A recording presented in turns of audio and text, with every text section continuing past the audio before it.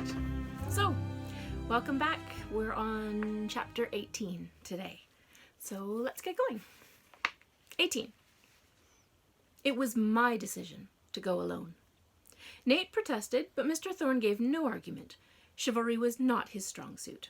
However, he did offer me a gift before I left. He dropped the spectacles in a grey velvet bag, and hailing me as I exited the main doors of Northwich Hall, he set it in my hands. "Take the hermetoscope," he said, "and when you meet George, use them to examine him. I want to know what you see." He waggled one finger at me. "And don't break them. Do you have any idea how long it took me to craft them? The cost. You couldn't hope to replace them, not in a million years." "How do I even use these?" I replied. They felt much heavier than I'd expected. He curled his lip in disgust. "You hook them over your ears, Harry, and then you look through them. Haven't you used glasses before? They don't come with instructions." Then he shut the front door with a bang. I met my sisters on the road coming home from the village. When I told them my plan, Mary insisted that she accompany me. She seemed shaken by the events of the morning, more than any of the others. "I can't reconcile what's happening," she admitted to me once Jane and Emma were gone, continuing home to tell our parents of George's return. "I've racked my brain for the circumstances that would have left young Mr. Darling entombed in stone and Earl bound up in wood, and I can't see how it's possible." "I know you won't be happy with this suggestion," I replied, "but what if it's magic?" She looked down at me with such stern eyes I had to laugh, even in the midst of our reality falling to pieces. "Hear me out. What if this is science, but a realm of science that's much bigger and broader than our fragile human minds can comprehend?" I continued. "How would ancient man have interpreted our taming of fire? Or the printing of words on the page? Or Emma's impression of light upon silver? Or any number of technological marvels that we take for granted? They would have said it was magic, and even though we know differently, they would have lacked the vocabulary or comprehension for us to explain." "But doesn't that feel like, I don't know," she began, casting about for an explanation, "giving up? We can't understand, therefore we shouldn't try?" We walked in silence for half a mile until we reached the church, and Father Noonan waved at us from the doorway of St. Dismas. Mary waved back and said to me, "If we give up, then we're no better than Father Noonan, relying on blind faith to guide us. I don't know if I could do that and be content." I felt the heavy swing of the glasses in my pocket, and at the apex of Church Bridge I withdrew them from their velvet bag and showed them to Mary. "What sort of technology is this, then?" She took them with care and flipped the lenses back and forth. "I've never seen anything like them," she replied. I took them back and hooked them over my ears, and she laughed at how ridiculously they sat upon my nose. "I've been told that different lenses show you different things," I said, flipping down the blue lenses. "And different combinations, too. Like this." I flipped down the red lenses. "Now everything has a purple hue." "What are they good for, other than changing the color of the world?" "I'm not sure," I said, and I looked at her as I flipped the red lenses up. And suddenly, everything around us changed. The bridge was suddenly crammed with people, ghostly shades of all shapes and sizes. Towers of glass rose up on either side of the river, and in the sky I saw birds with iron wings soaring from east to west. Mary still stood before me, the same height and broadness, but any softness to her appearance disappeared. Her features were blocky and bold, and a thick miasma of light tangerine swirled around her shoulders like a cloak. Half of her face had been terribly burned in a fire. The skin was puckered and white. The most arresting feature, though, was a walnut-sized eye in the middle of her forehead, bright as an emerald, which stared down at me unblinking. Mary stepped towards me and held out one hand, and as she towered over me, that eye never wavered from my own. It stared at me like an open challenge. "Harry," she said, "are you all right?" I ripped the glasses off and stumbled back from her. "Dear God!" "What?" she said, full of concern. "What is it?" I put the glasses in her hand. "Look at me. Look. What do you see when you look at me?" She put the glasses on her nose. They were comically tiny on her face. When she glanced in my direction, she jerked back. "Goodness, Harry!" "What do I look like?" Mary reached out with a shaking hand to run her fingers over my neck. "There's a mist about you."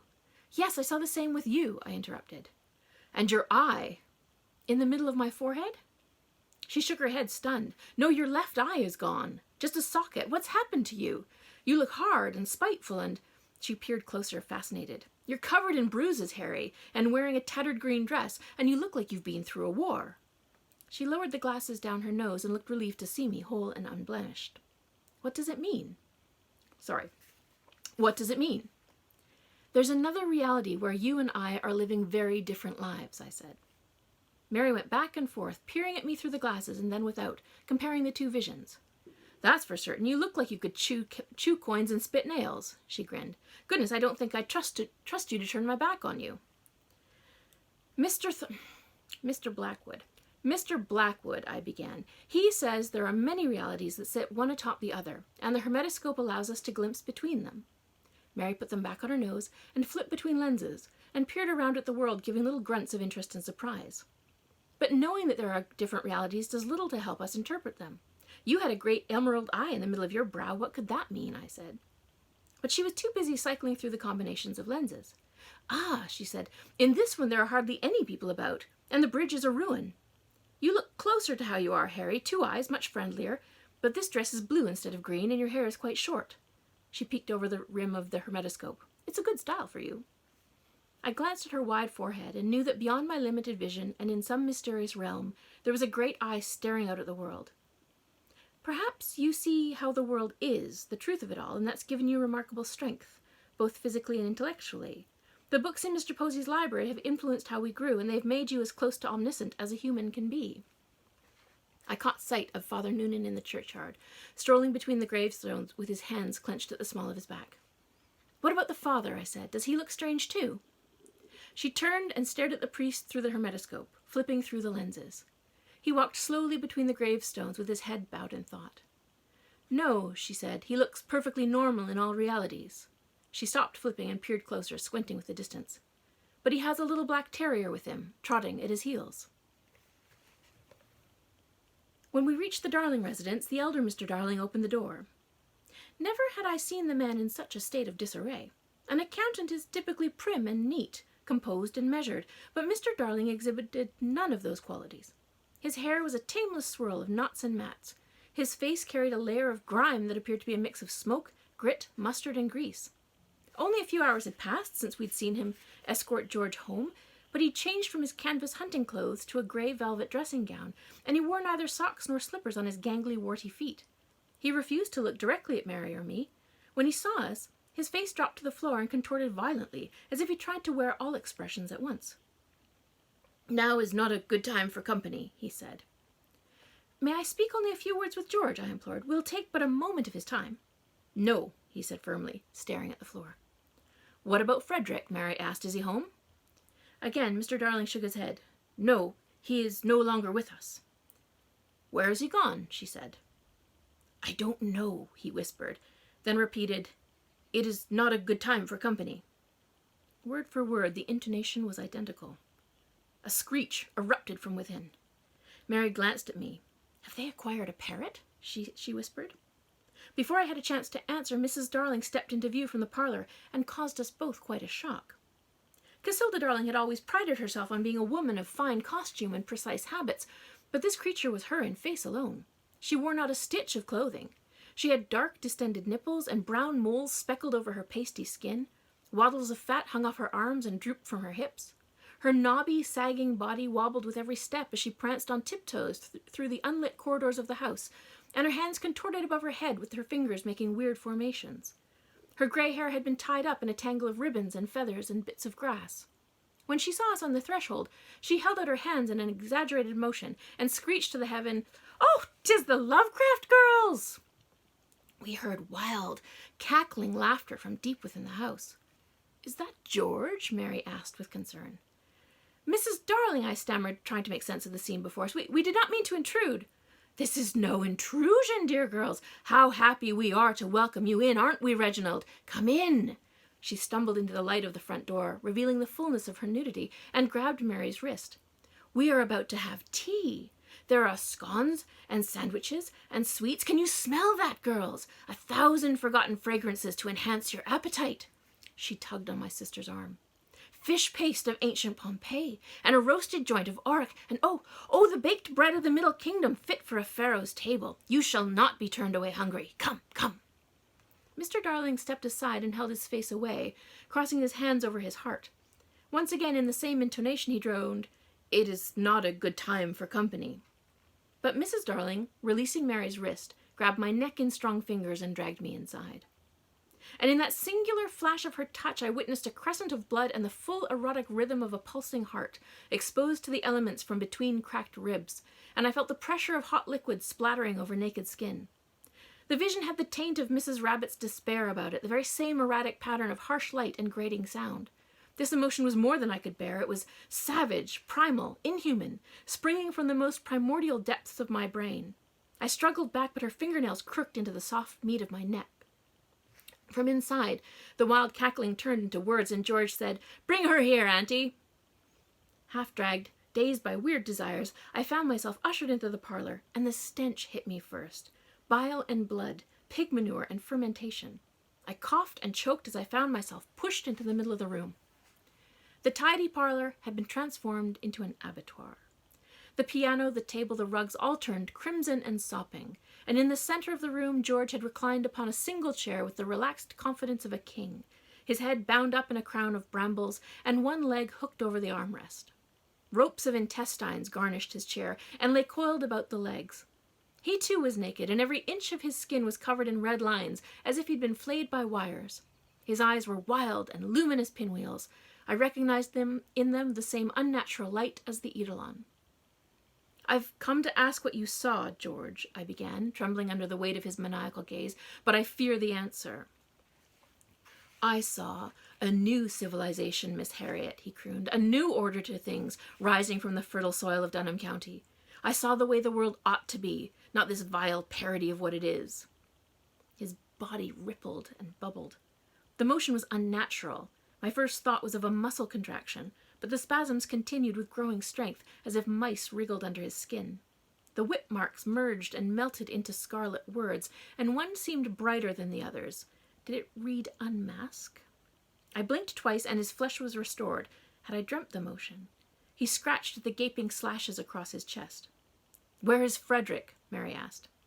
"He is all around us here in the house," George said, sweeping his hand across the room. Oh, God, there was so much blood. My breath caught in my throat. "He thought to be the victor, but I have won, and I shall claim my kingdom," George continued. "Welcome to my Arcadia, Harriet Lovecraft. See how my blossom grows." I fumbled at the hermetoscope and put them on my nose and tried to squash down the growing terror of what I would see. The floor was a jungle of deep purple succulents, their serrated leaves sprouting through the boards and cutting bloodied gashes into George's naked legs. The walls were alive with shadowy lizards, terrible black forms of faceless nothings that reached out to caress George's head and body. They moved and stretched, they gnawed on his flesh, they drew sustenance from his vitality. He seemed to find pleasure in their devouring of him, and in this vision of reality his laughing eyes were replaced by diamonds that flashed and whirled like twin suns setting over a black lake. Ghoulish shades swirled around Mr. and Mrs. Darling, too, and licked their bodies all over with slender, flickering tongues, leaving gossamer trails of saliva. But when they advanced on Mary, her essence repelled their assault, and they shied back as if burnt. "Go to the king of the rockery path, my dove," whispered Mrs. Darling into my ear, pushing me forward as George fumbled and presented himself like a gift.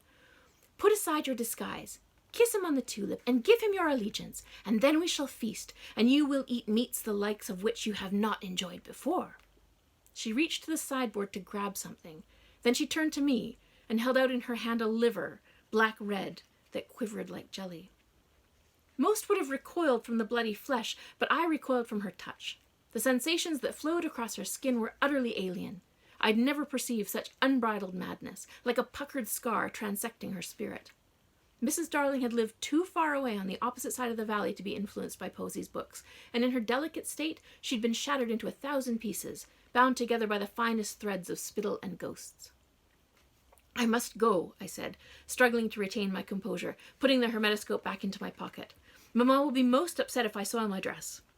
"Posh, she will come to understand the nature of sacrifice," said Mrs. Darling in a sing-song voice. "Come along, Harriet, dear." From the hall, Mr. Darling droned, "It is not a good time for company." "No, it is not, sir," Mary agreed, and she grabbed my hands. "Our apologies for intruding. Come along, Harry." Mrs. Darling opened her mouth impossibly wide and fell into mad keening. She tossed the liver aside and flew at me. But before she could grab me, Mary set one hand on the woman's heaving breasts and shoved her hard. She stumbled back into the blood-splattered room, sprawling over the carpet at her nephew's feet. George leapt up and rushed us, and Mary threw a punch that landed with a satisfying crunch on his nose.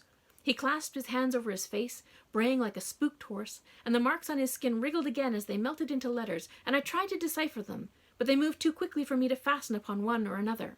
Before I could read a word, Mary seized me around the waist and hauled me effortlessly after her, out into the yard. Together we managed to slam the door behind us.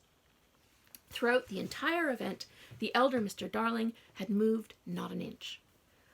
"Oh, God," I said, stumbling back from the entrance, feeling my stomach lurch at the sight of gore staining my boots and the hem of my skirt. Do you think Frederick—" "I don't wish to think it," said Mary, staring at the house as a cacophony of squawks and squeals arose from inside. "What's happened to them?" "They've been unhinged," I said. "Did you see the marks on George?" she said. And I nodded, staring at the door, waiting for them to follow, and the Darlings made horrible howls, but they didn't try to escape. The voices faded as they retreated into the center of the house, and the howls were quickly replaced by the light, girlish voice of Mrs. Darling singing a hymn about roses and bones.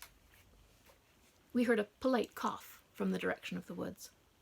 Both Mary and I reeled around, fist raised, ready to defend ourselves. In the afternoon shade of the trees stood Frederick. His suit coat was torn, his boots were muddy, but otherwise he looked unscathed. He held a hatchet in one hand. "Good afternoon, ladies," he greeted. Mary fumbled at my pocket to snatch up the hermetoscope, and she put them on and flipped through all the retinues of lenses. "Well?" I asked. "He looks normal in all instances," she said. "Not dead in the least." Great relief flooded through me. "Thank goodness for that. We thought you'd been killed, Mr. Darling." "I would have been if George had his way," Frederick said, his eyes flitting to the house. "But they seem to forget that which—" Sorry. I can't read today, apparently. "But they seem to forget that which is no longer in their presence, and George reverted to his singing and feasting as soon as I fled. Still, I don't dare stay here any longer than I must, ladies. Will you do me the honor of accompanying me?" Frederick began to hike along the road, and down into the vale we followed him, and I marveled at his composure. "We came to speak with George, but instead found utter chaos," said Mary as she got up to him. "I'm happy to see you well. Both Harry and I thought the worst." "I appreciate your concern," he said warmly.